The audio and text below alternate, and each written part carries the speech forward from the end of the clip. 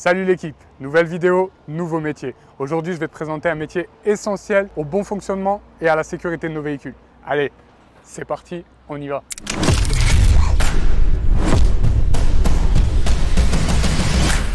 Aujourd'hui, nous sommes en compagnie de Jean-Michel qui va nous faire découvrir le métier de contrôleur technique. Salut Jean-Michel.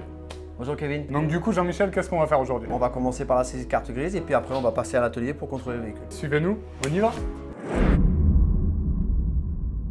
On a enregistré la carte grise, donc on va pouvoir passer à l'atelier pour faire le véhicule. Viens vite voir, je vais te faire découvrir tous les petits conseils pour avoir à coup sûr ton contrôle technique. Allez, c'est parti. Donc avant qu'on commence le contrôle, en quoi consiste ton métier? Alors notre métier consiste à vérifier des véhicules, leur état et s'ils sont aptes à rouler sur la route. Donc Voilà. que pour les voitures? Que pour les véhicules pour l'instant, les motos viendront plus tard. Peut-être dans une prochaine vidéo. Oui, c'est Allez, ça. c'est parti. Première étape du contrôle, c'est quoi? Alors la première étape du contrôle, c'est l'identification du véhicule. Ok. Donc on doit s'assurer que les documents qu'on nous a donnés correspondent aux informations du véhicule. Et ça, tu Voilà. le vérifies comment? Alors la vérification, elle est simple, hein. Sur le véhicule, il y a les plaques d'immatriculation et après, il y a un numéro de série, un numéro qui est gravé sur le véhicule qui nous permet d'identifier le véhicule. Là. Ah, je suis pas bon. Je saisis le numéro de Il faut châssis. saisir le numéro de châssis Ok. sur le véhicule. Sur chaque véhicule, il est différent et c'est toujours sur la partie droite du véhicule. Et après, on a une deuxième identification qui se fait avec ce qu'on appelle la plaque constructeur. Ok. C'est cette plaque-là. Donc, On ressaisit une deuxième fois. et une fois qu'on a fait ça, on Donc, peut commencer le véhicule. Donc là, le fait de saisir le numéro de châssis, ça permet de vérifier que le véhicule est pas volé et bien conforme. Si toutefois les numéros ne correspondaient pas, ça s'affiche en rouge. Ça nous dit que le véhicule a un défaut de numéro par rapport au document. C'est un motif de refus. Ok, d'accord. Donc là, Jean-Michel, on a fini l'identification. Maintenant, on passe à quoi? Alors, en fait, chaque contrôleur a sa procédure pour contrôler un véhicule. On a 133 points à contrôler sur le véhicule. Ok. Donc, moi, je commence dans ce sens. C'est-à-dire que je contrôle d'abord la portière, les vitres. Après, je contrôle les ceintures. Donc là, tu vérifies quoi sur la ceinture? Alors, Qu'elle sur la s'accroche ceinture, bien? l'attache, le système de sécurité, les réglages éventuels en hauteur, le siège, idem, sa fixation. Et je fais pareil pour tout le véhicule. Donc là, je vais te laisser faire la suite. de la Allez, même façon. c'est parti. Donc j'ouvre la portière. Ouais, Je vérifie qu'elle soit bien accrochée, c'est ça? c'est ça, là, s'il n'y a pas de jeu. Ok. Donc je vérifie aussi le vitrage, voir si ça descend pas. vérifie. Donc là, je tire la ceinture. Ouais, il faut l'accrocher, Ok. Je la vérifie. dérouler. Ah, la dérouler? La dérouler complètement pour voir si elle n'est pas abîmée. Faire l'écran de sécurité pour voir si elle sécurise bien. Ok, Et ça si c'est accroche bon, bien. bah, c'est bon. Alors après, on continue. On va contrôler la partie moteur du véhicule, Ok. les niveaux, avant de commencer le contrôle Ok. de pollution. Allez.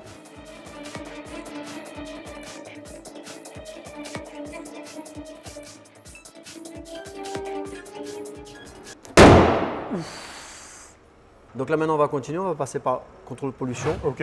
Donc on branche cet appareil sur le véhicule. Tu peux allumer le véhicule. Il y a un voyant qui va s'allumer en forme de moteur orange. Si c'est éteint, on fait la pollution. Quand il s'éteint, c'est que c'est bon. C'est que c'est bon. Tout va bien. C'est qu'il n'y a pas d'anomalie. Donc là, c'est ton ordinateur qui va tout indiquer. C'est ça. Attention. On suit les informations tout simplement. Donc première petite astuce, quel conseil tu pourrais donner pour être sûr de passer à la pollution? Alors, pour les véhicules d'essence, il n'y a pas grand-chose à faire si ce n'est l'entretien du véhicule. Ça, Ok. c'est très important. Pour les véhicules diesel, c'est un petit peu différent. Ce qu'il faut faire avant de venir au contrôle, c'est faire décrasser son véhicule ou le faire soi-même. C'est pas bien compliqué. Il existe des produits qu'on peut mettre dans le gasoil, mais il existe aussi des solutions simples, c'est-à-dire accélérer son véhicule plus que d'habitude, sans faire d'excès de vitesse, juste sur la première. Sans faire d'excès de vitesse, c'est sans pas faire mal. d'excès de vitesse.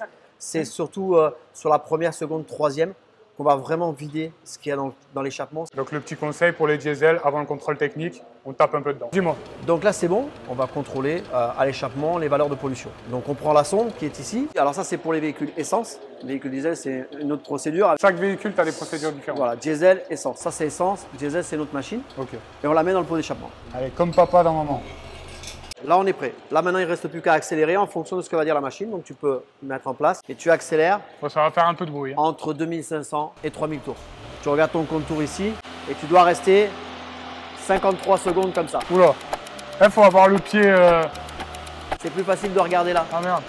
Tout est dans le vert, c'est bon. Donc là, c'est bon, il est validé pour la pollution. C'est ça. Donc là, on va continuer. Avant, il y a une chose qui est primordiale dans le contrôle technique, c'est la pression des pneumatiques. 2,2 kg. Bah parfait. Donc la pression est bonne. Donc on prend l'appareil, Ça, cet appareil, ça va t'aider à vérifier les. la hauteur des phares. On l'amène tout simplement en face de la voiture. Une fois qu'on a en face de la voiture, on a des lasers qui nous permettent d'aligner l'appareil pour qu'il soit dans l'orientation du véhicule. On choisit notre immatriculation et là, on va régler la hauteur du phare. Selon l'immatriculation, ça va changer ou... C'est pour les données en fait. Donc, ça Ok. reste enregistré avec son immatriculation. Un laser qui va nous donner l'axe de l'ampoule, en fait, l'axe du phare. Et donc là, tu te règles selon l'axe. Je me règle selon l'axe. Il y a plusieurs types d'éclairage. Donc Ça, c'est là, quoi, on est halogène, ça c'est des halogènes. je suis bon. La hauteur du phare, c'est 80. Là, voilà. Là, le phare, il est bon. On peut le valider. Donc là, on passe au deuxième phare. Ok, on s'aligne même devant le principe. deuxième phare.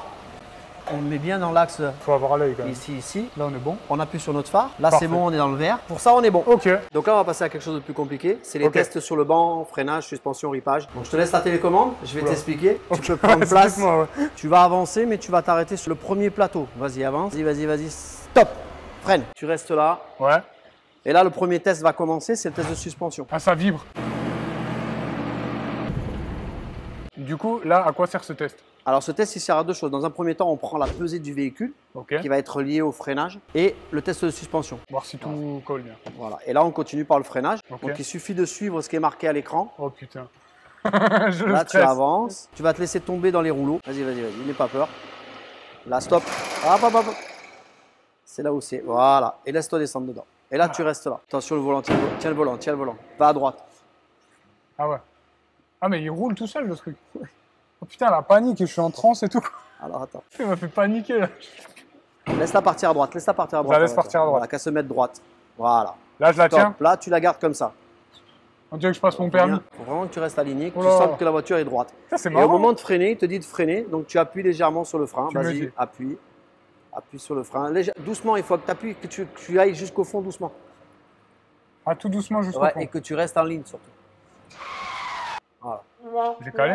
Ouais. Normalement, on doit rester 12 secondes. Ah, Au genre, niveau- je freine On progressivement va jusqu'à 12 freiner secondes. progressivement 12 secondes pour faire chauffer les freins et après, on va passer en test de freinage final. Ouais, j'ai chaud. Donc, on recommence. Ouais. Là, je relâche le frein. Là, tu relâches le frein. Je freine tout doucement. Voilà. J'ai Donc fait là, c'est 12 bon. secondes, là c'est bon. Nickel, C'est bon, validé. on va passer sur le test de freinage final. Donc là, tu as 6 secondes de freinage. Hop. J'ai- Là, si tu restes appuyé sur les freins, c'est pas bien. On va refaire. Lâche la Je- pédale de frein. Là, je lâche. Lâche la pédale de frein. Ah, c'est compliqué quand même. Tu dois freiner 6 secondes. 1, 2, 3, 4, 5, 6. C'est affiché en haut à gauche. Ah putain, j'ai compté avec la tête. Et là, tu t'arrêtes. Et là, c'est pour l'arrière. Ah, là, ça va pas vriller. Là, Et là, tu freines, tu as 12 secondes. là c'est bon. Et là, maintenant, on fait le test de freinage final. Ok, 6 secondes. Voilà. Putain, je commence à être bon là. Voilà. Donc ça, c'est bon pour ça. Ok. Maintenant, il va rester une étape, c'est le frein à main. Tout Tu doucement attends, aussi tu attends qu'ils disent de freiner. Et là, tu tires le frein à main. Pareil, en 6 secondes. Voilà, tout simplement. Et là, le test est fini. Ok, donc là, du coup, c'est quoi ces valeurs? Et là, on va avoir tout le détail de ce que tu viens de faire. Ok. Toutes ces valeurs-là, à la fin du contrôle, elles vont remonter dans l'ordinateur. Donc là, ça vérifie vraiment tout le freinage à l'intégral. Freinage, Suspension. suspension, ripage, c'est la partie direction. Donc là, c'est bon, elle est apte. Voilà. C'est parti, étape suivante. Et bouge pas. À la fin, un conseil très important à suivre de notre ami Jean-Michel. T'as des voitures qui démarrent pas des fois? Qui s'arrête en plein contrôle aussi. Oh merde. Ah, on commence à la Ferrari. Donc là, c'est la dernière partie du contrôle. On va contrôler tout ce qui est en dessous et tout ce qui est manipulable. Là. Donc du coup, il faut que je me couche? Non, on va lever la voiture, ce sera Ah plus ok, simple. Ce parce que sera sinon beaucoup il plus faut que je simple. me change. Non, et ce sera beaucoup plus simple. S'il lève, ça va se lever, le pont va se lever entièrement. Putain, stylé. Faire la vidange, c'est pas mal ça. C'est pratique. Donc là, j'ai juste à monter. Voilà, tu appuies, ça va lever le véhicule. Tu me dis stop, hein? Vas-y. Voilà, c'est bon, les roues sont décollées. Je te montre ce qu'on fait. Ouais. En fait, pour contrôler les roues, on contrôle les jeux à la main. Ok. On fait tourner la roue, on vérifie l'ensemble, les ressorts, les soufflets, on vérifie les canalisations, les jeux éventuels, on braque la roue dans l'autre sens. Donc du coup, c'est quoi tous ces numéros-là? Alors ce numéro-là, vous avez la taille du pneumatique, avec la hauteur de pneumatique, la taille de la jante, en Ok. 15 pouces. Après, on a un indice qui est l'indice de charge. Et la lettre que vous avez derrière, c'est la lettre qui indique l'indice de vitesse. On vérifie si ça correspond bien au véhicule. Ok, donc tu dois vérifier que le numéro correspond à La ce que le taille, constructeur que la a. taille, l'indice de vitesse et l'indice de charge correspondent. Et Yes. après, bien sûr, l'état du pneumatique. Donc Jean-Michel, une astuce pour les pneus. Alors pour les pneumatiques, pour éviter de venir au contrôle technique avec des pneumatiques très endommagés, avant de venir au contrôle, pour être sûr de vos pneumatiques, vous braquez votre roue avec le volant de l'intérieur et vous regardez que vous ayez des sculptures dedans et extérieurement. Et surtout, vous avez ici, vous avez une petite bosse dans la rainure du pneu qui a un témoin d'usure. Ok, Si vous avez touché ce témoin, c'est mort. c'est que le pneu il est arrivé à la Contrôle à technique, la fin. on passe pas. C'est ça. Je te laisse les gants Allez, et je te laisse faire le trou. c'est parti. Donc on va voir si j'ai bien écouté. Je vérifie qu'il n'y ait pas de jeu. Que tu ne sens pas du jeu. Ouais, Ok. En haut, en bas. Je braque à fond. Oui. Je vérifie Si derrière. tu vois des éventuels problèmes, Ok, tac. Je vérifie là-haut. Donc là, je vérifie l'état des pneus. Donc là, pour moi, c'est bon. là pour toi c'est bon, donc c'est fini pour cet essieu-là. Donc là, Jean-Michel, on est en dessous, on passe sur quoi? Alors on contrôle tout avec les jeux qu'il peut y avoir éventuellement dans l'essieu avant, une fois de plus par-dessous, les éventuelles fuites d'huile, s'il y a des anomalies, si on remarque des anomalies au niveau des plaques de protection. Ce que tu vérifies, c'est que tout soit à sa place et qu'il n'y ait pas de bruit bizarre. Qu'il n'y ait pas de bruit, qu'il n'y ait pas de jeu, qu'il n'y ait pas de pièces qui soient défectueuses ou sur le point d'être défectueuses. Tout ce qu'on peut contrôler, tout ce qu'on peut vérifier, on le contrôle. Donc la dernière étape, on peut contrôler les jeux avec des appareils. C'est un système de plaque à jeu qui va faire bouger la voiture de façon à contrôler qu'il n'y ait pas de jeu dans les essieux et dans les cylindres blocs. Donc on met une pompe en marche et on fait bouger les plaques pour vérifier qu'il n'y ait pas de jeu dans les essieux. Voilà, ça nous aide beaucoup pour trouver des éventuelles défaillances au niveau des trains avant. Ça t'évite de forcer à la main et de voir… Ça nous évite de forcer et il y a surtout des jeux qu'on ne peut pas voir si on n'a pas ça. Donc là, on descend le véhicule. On a déjà fini? On a déjà fini, on n'a pas tout montré. On a vu l'essentiel sur le contrôle technique, du moins une partie. Donc Jean-Michel, dernière petite astuce, on t'écoute. La dernière astuce, en fait, c'est simplement, il faut toujours privilégier la pièce d'origine. Pas prendre des pièces… Non, avant de prendre des pièces qui sont bas de gamme, pas chères, parce que forcément, dans le temps, ça ne durera pas. Ça ne durera pas. Donc petit conseil, prenez les pièces d'origine. Si tu as kiffé les astuces et que tu en veux encore d'autres dans d'autres métiers, abonne-toi. On se retrouve au bureau pour finaliser le document et tous les conseils sur le métier de contrôleur technique. Donc là c'est fini, on récupère les valeurs des mesures qu'on a fait tout à l'heure. On imprime le rapport de contrôle technique qu'on remet au client et le contrôle est fini. Fin du contrôle. Fin du contrôle. Donc du coup, on va essayer d'en apprendre un peu plus sur ton métier. Comment on fait pour devenir contrôleur technique? Deux solutions, soit on est issu de la mécanique auto avec un CAP, un diplôme de niveau 1, et à ce moment-là, il faut impérativement faire une formation qui dure 900 heures, entre 800 et 900 heures.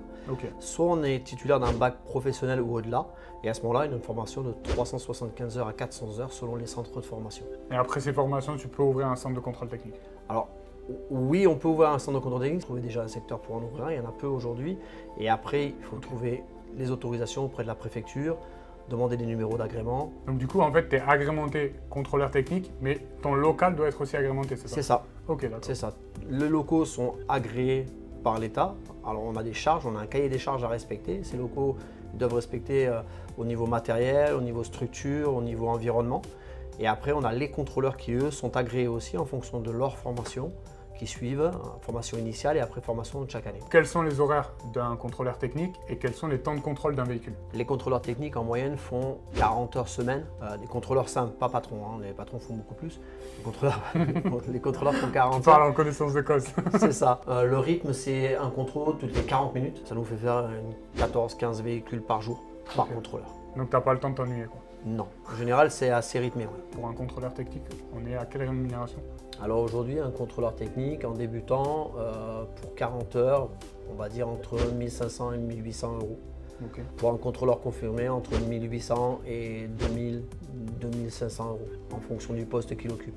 D'accord. Et au cours de leur carrière, il y a des formations pour se mettre à jour ou ça? Alors, nous, on a une obligation réglementaire, c'est-à-dire que nous, on est obligé de faire des formations chaque année en fonction de ce qu'on va contrôler. C'est-à-dire que moi, je suis agréé par exemple GPL, donc j'ai une formation pour le gaz spécifique chaque année. J'ai une formation 20 heures qui est propre à tous les contrôleurs techniques pour une remise à niveau. Et en plus, on a une formation pour les véhicules électriques. Il y a plusieurs niveaux au niveau du contrôle technique. Un contrôleur peut être contrôleur simple, il peut être contrôleur, mais aussi il peut être responsable qualité, responsable technique, responsable personnel.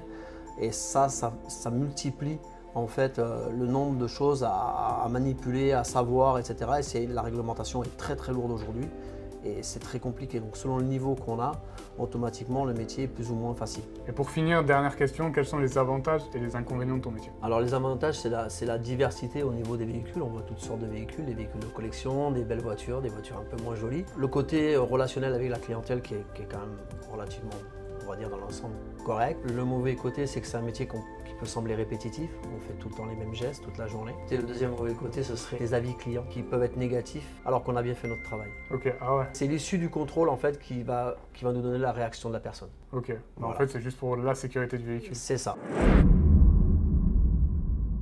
Voilà Jean-Michel, fin de journée pour moi. Bon, je te laisse continuer parce que tu as